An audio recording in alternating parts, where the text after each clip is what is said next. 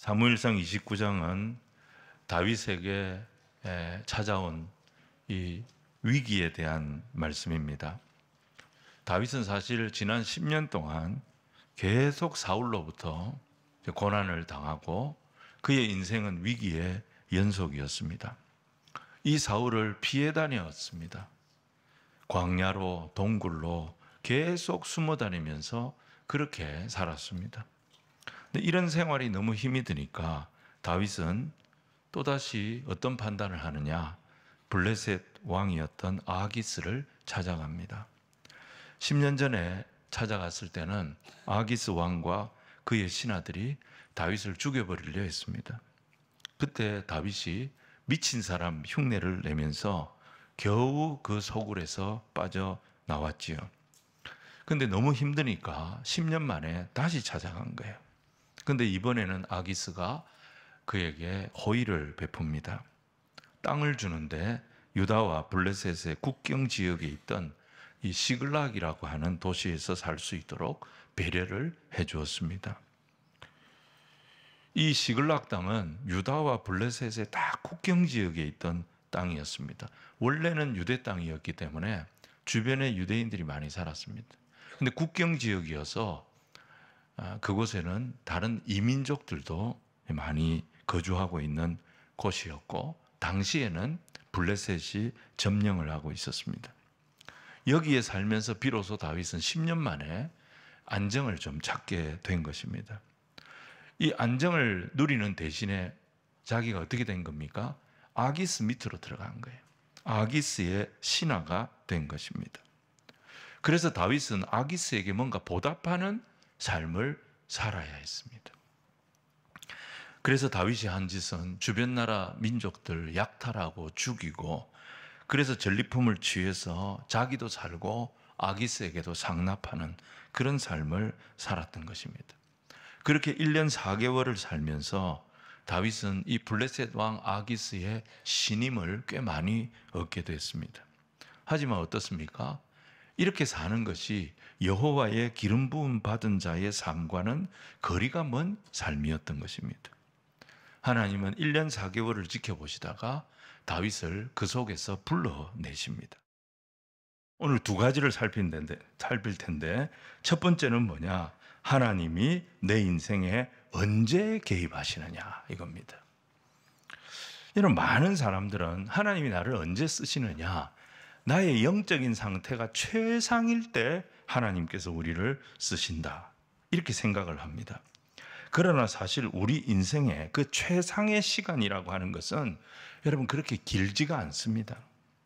내 인생이 항상 기뻐하고 항상 감사하고 항상 은혜에 감격하며 충만한 인생을 사느냐, 그렇게 살 때도 있지만 사실 따져보면 그런 시간이 그렇게 길지가 않습니다. 대부분의 시간은 어떻게 살아갑니까? 그냥 일상의 시간을 살아가는 거예요. 평범한 삶을 살아가는 것입니다. 여러분, 우리 하나님께서는 우리에게 많은 선물들을 주셨는데 그 중에 하나가 뭐냐면 적응력입니다. 여러분, 우리는 이 세상을 살면서 큰 슬픔을 겪을 때가 있습니다. 또 반면에 너무너무 기쁘고 감사한 일을 경험할 때도 있습니다. 근데 슬픈 일을 만났다고 이 슬픔이 계속되느냐? 그렇지 않습니다. 너무 기쁘고 좋은 일을 만났다고 그 기쁨이 계속 지속되느냐? 그렇지가 않습니다. 인간은 적응을 합니다. 아무리 힘들고 어려운 환경을 만나도, 야, 저 사람이 어떻게 저 환경 속에서 살아가나? 사람들이 다 걱정하는 그런 형편을 만나도 인간은 어떠느냐? 그 환경에 적응을 해 나갑니다. 고난을 적응해 나갑니다. 기쁨도 마찬가지입니다. 자기가 정말 갖고 싶은 것을 가졌을 때, 자기가 정말 소원했던 것을 얻었을 때 큰 기쁨을 느끼게 됩니다. 하지만 그 대단하고 황홀한 기쁨이 계속되느냐? 그렇지가 않습니다. 시간이 가면서 무덤덤해지는 것입니다. 그래서 항상 최상의 상태에서만 자신의 존재 의미를 찾으려고 하는 사람은 결코 행복할 수가 없습니다. 그 시간이 그렇게 길지 않습니다. 여러분, 하나님께서 다윗을 언제 부르셨습니까? 사무엘상 16장을 보시면 사무엘과 사울이 갈라서게 됩니다. 그리고 하나님은 사무엘을 베들레헴으로 보내십니다.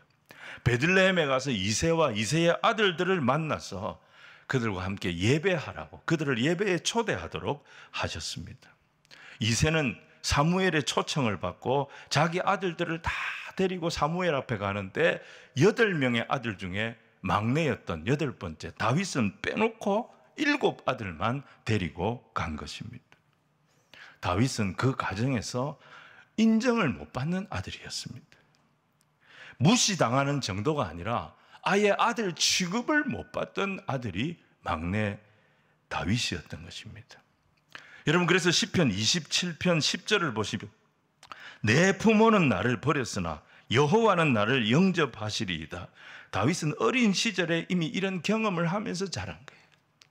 집안에서 인정을 못 받았어요. 아들 취급도 못 받았어요. 여러분, 우리 같으면 엄청 상처받지 않았겠습니까?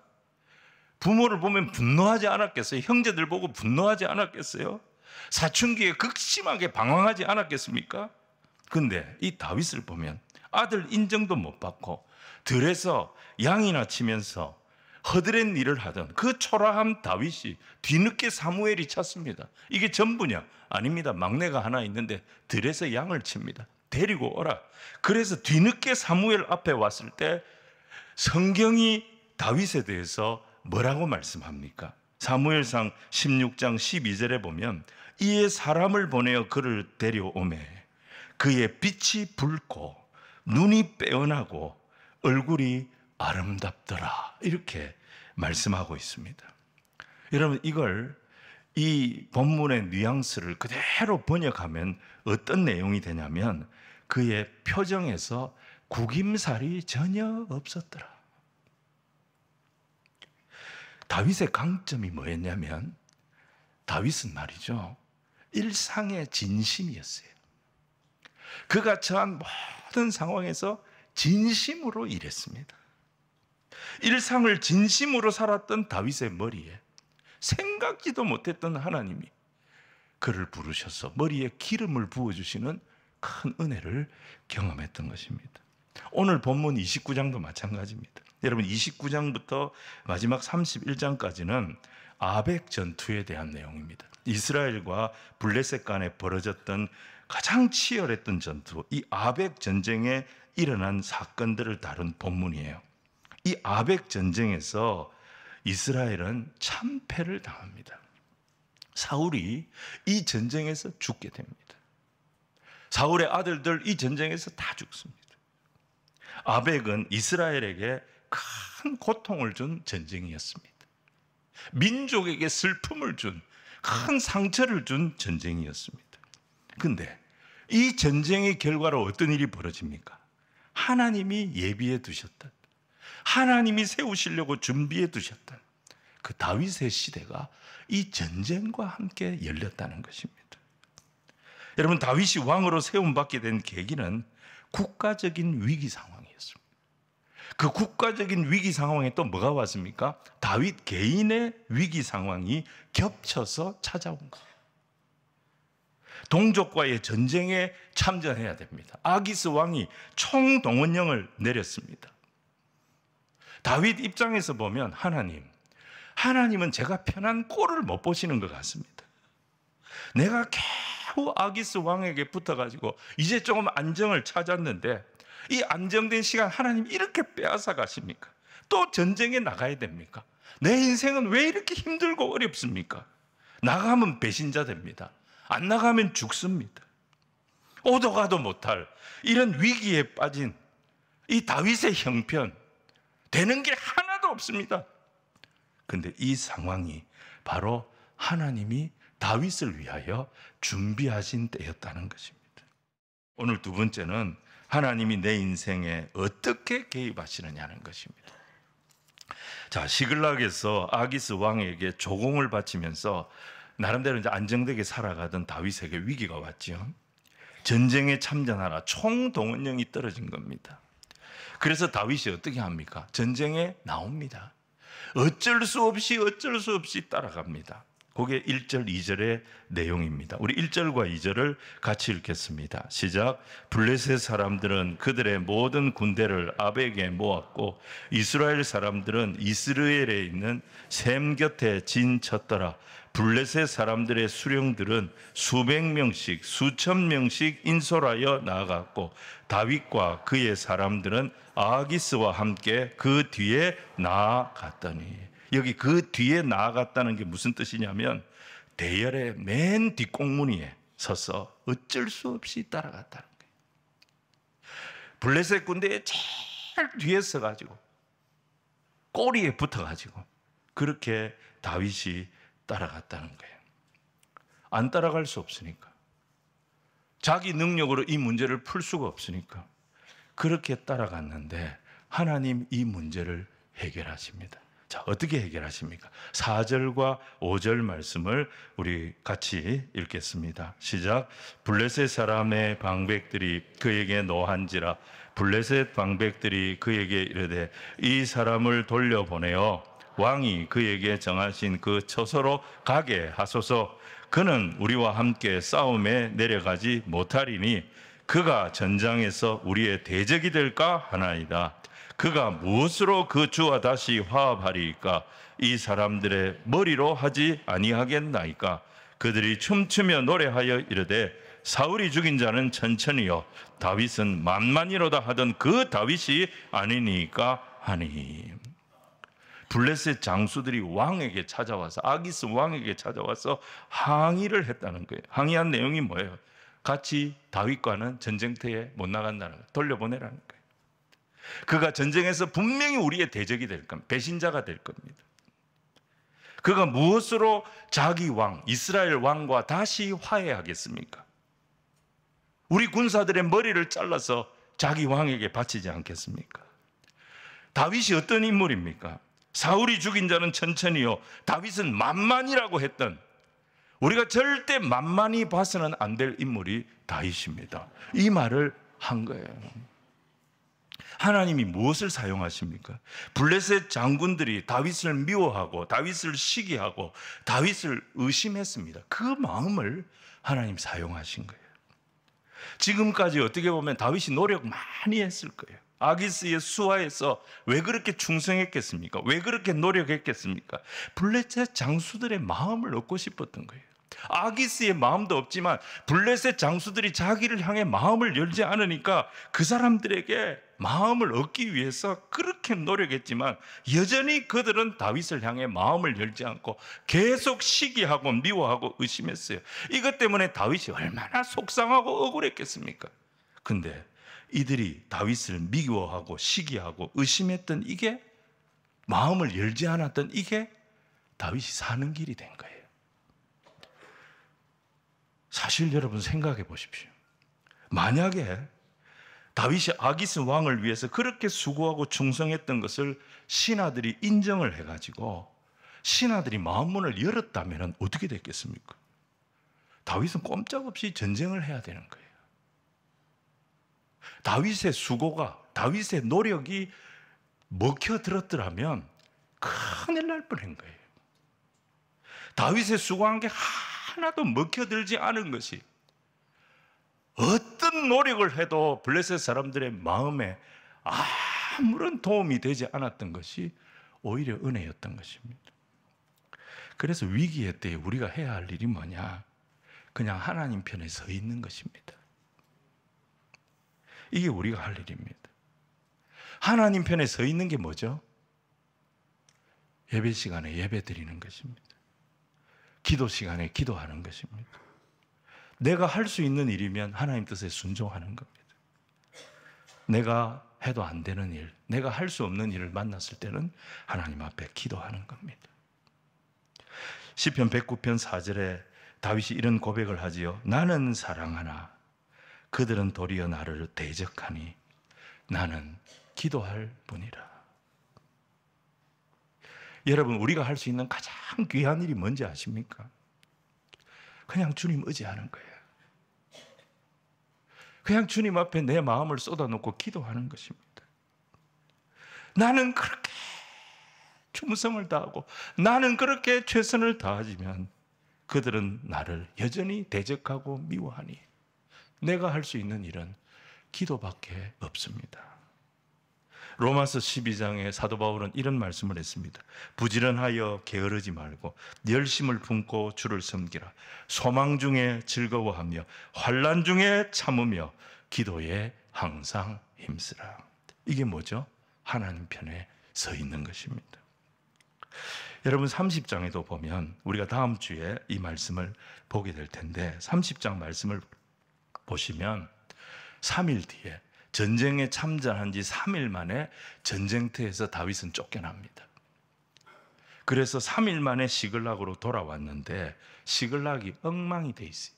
아말렉의 도적대들이 시글락을 찾아와가지고 자기들의 온 재산을 불태워버리고 자기와 자기 부하들의 처자식을 전부 다 끌고 간 것입니다.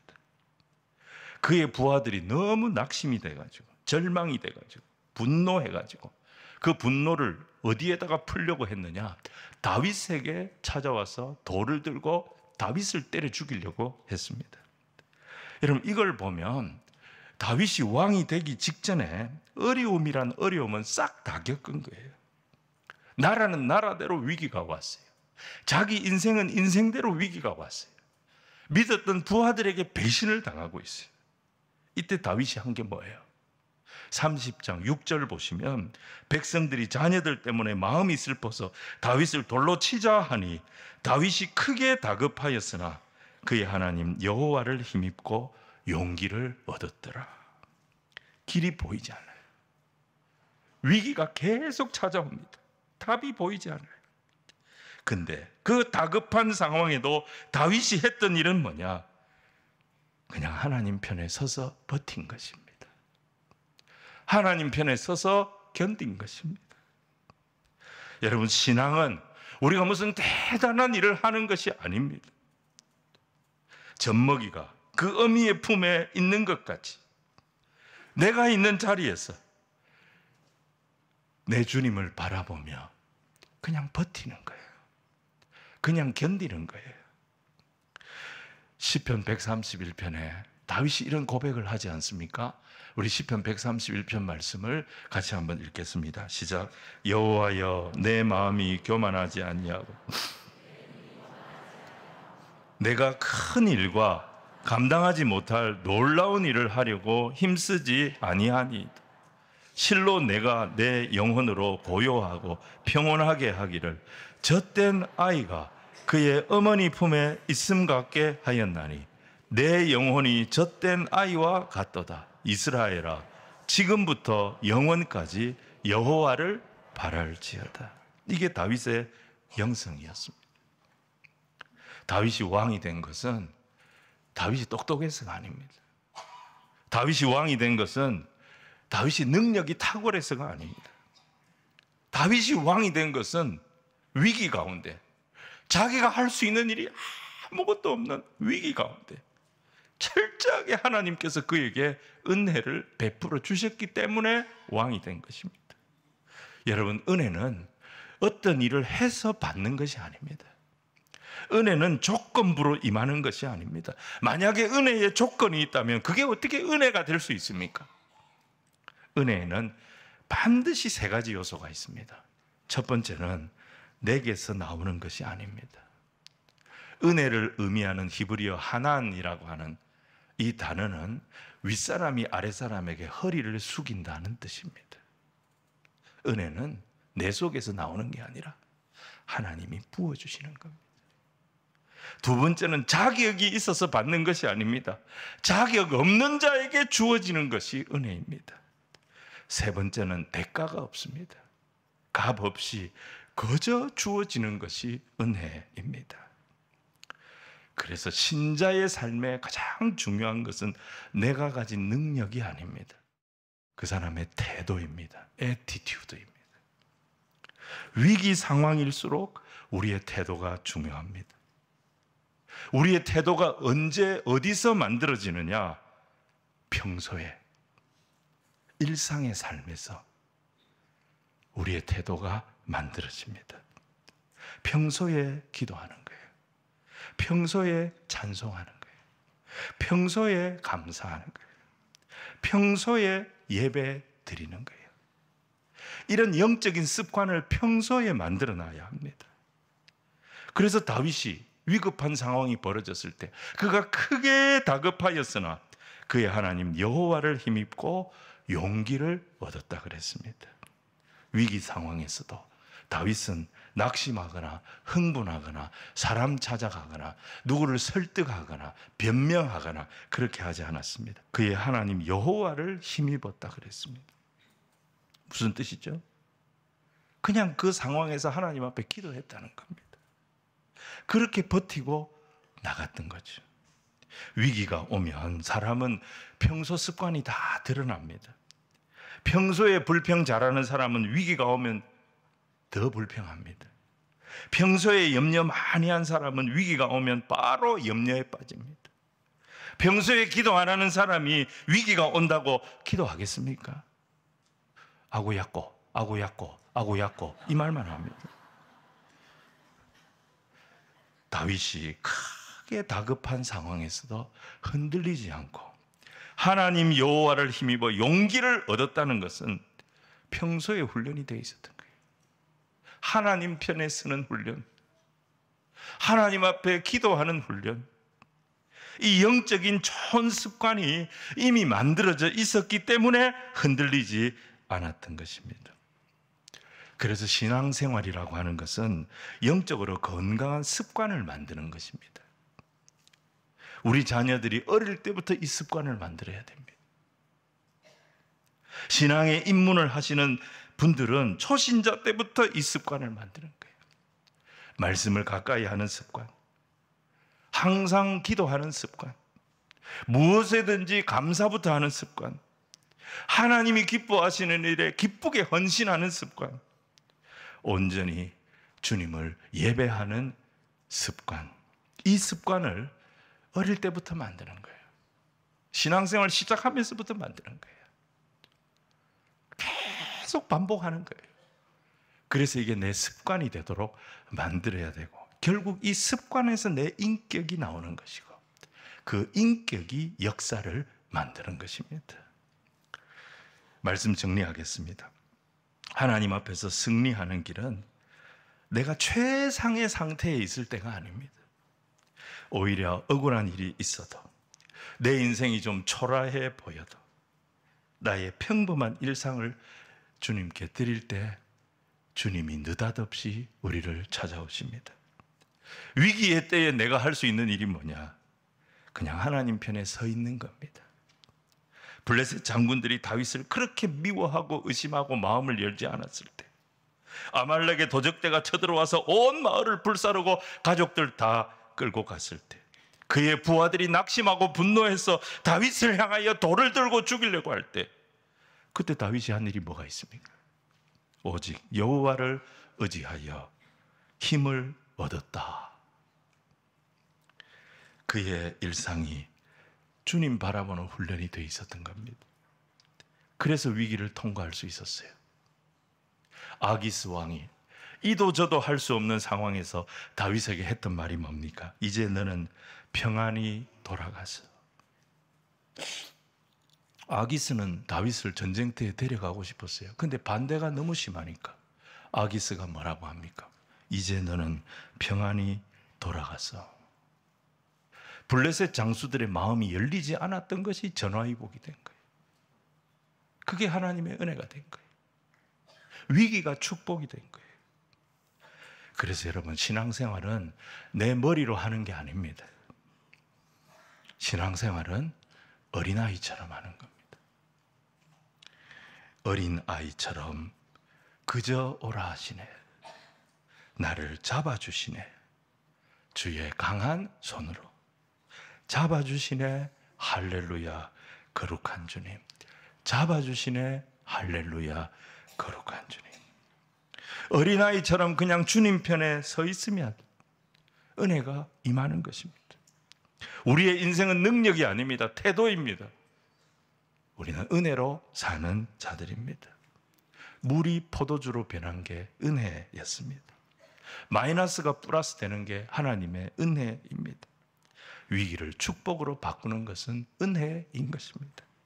무더위 중에도 우리 주님이, 바로 이 은혜의 주님이 저와 여러분을 지키고 계시고 붙들고 계심을 믿고 주님의 일하심을 날마다 찬송하고 기뻐하고 예배하는 저와 여러분이 다 되시기를 주님 이름으로 축원을 드립니다.